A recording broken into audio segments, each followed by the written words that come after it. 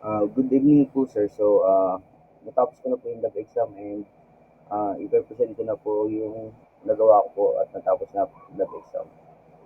So, try na po natin i-open. Then, ayun po, sir. Makikita po natin dito yung ginawa ko pong student registration. So, ayun po, sir. May click view po sa baba.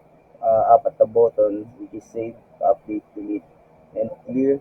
Then, student name, father's name, date of birth, program, region, address, at saka cellphone number. And may gender din po, no? So, try po nating gumawa po ng bago pong mag-save po ng student name. So, try po natin na ah, bago naman po. Yung pangalan na lang po ng klase ko.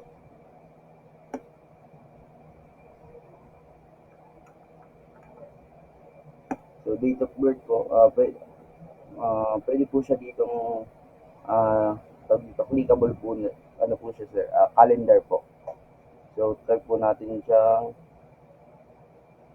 gamitin po yung calendar. Ayun po sir. Bali nag-ano lang po ako din, nag-import lang po ako ng date that ano po sir. Pwede pong gumamit ng calendar. Tapos program po sir, sabihin natin BSIT yun po. Tapos region, Quezon City, address. Sabihin natin, ano lang po sir, ayun po sir. Then, cellphone number, then gender po na sir. Try po natin i-save. So, ayun po sir, lalabas po yung successfully inserted. I-okay po natin. Ayun po sir. Check po natin sa baba kung pumasok po. Ayun po sir. Rain, Yun, BSIT, Quezon City, Small City Homes. Tapos yung cellphone number at saka ano po, gender po niya.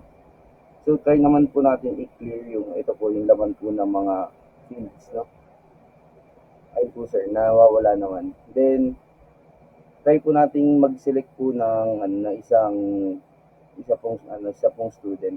Pag-click po natin, ayun po sir, no, may lumalabas po na mga data. Then, try po nating i-update. Palitan po natin. Palitan po natin ng yan, gaya. Ah, so dito po sir, palitan po din natin.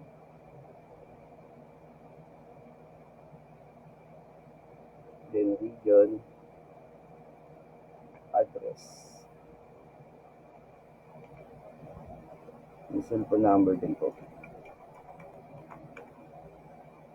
Then, gender. Try po natin siyang i-update, no sir? Pag try po natin i-update, ay successfully updated po yung lalabas. Press po natin yung okay.